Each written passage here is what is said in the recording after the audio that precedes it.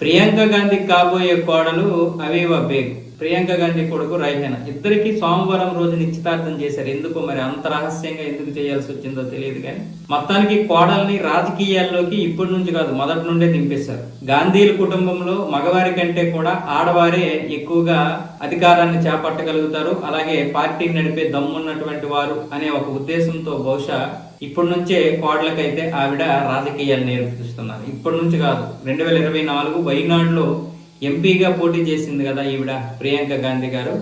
అప్పటి నుంచే ఆ కోడలను కూడా తిప్పినట్లుగా అయితే ఒక వీడియో ఇప్పుడు సర్క్యులేట్ అవుతుంది. ఆ వీడియోలో రెహానా అలాగే అవీవా బేగం ఇద్దరు కూడా పక్క పక్కనే ఉన్నారు.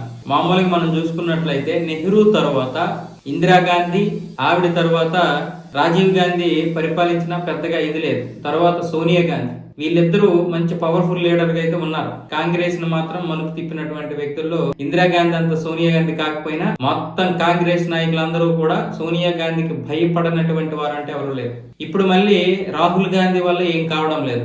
గత 20 సంవత్సరాలుగా చూసుకున్నట్లయితే రాహుల్ గాంధీ వల్ల ఉపయోగం లేదు. కానీ ప్రియాంక గాంధీ ఈ మధ్యనే కొంచెం రాజకీయంగా పలుకుబడి సంపాదిస్తున్నారు, అలాగే ఒక ఆధిక్యతను ప్రదర్శించగలుగుతున్నారు. అందుకే బహుశా కొడుకు రైహానా కంటే కూడా రేపు కాంగ్రెస్ పార్టీని నడిపించేది కోడలే అని భావించి ఇప్పటి నుంచి ఆవిడకైతే రాజకీయాలు నేర్పుతున్నట్లు తెలుస్తుంది. ఎందుకంటే ఇక రాహుల్ గాంధీ పెళ్లి చేసుకోడు, పిల్లలు లేరు, ఇక వారసత్వం ఎవరిది?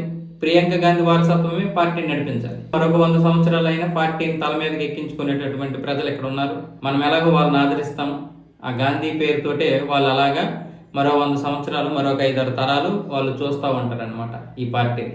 మనం మాత్రం వాళ్ళకి అందలం ఎక్కించడము, కనీసం ప్రతిపక్షంలో కూర్చోబెట్టడానికైనా తాపత్రయపడుతుంటాం.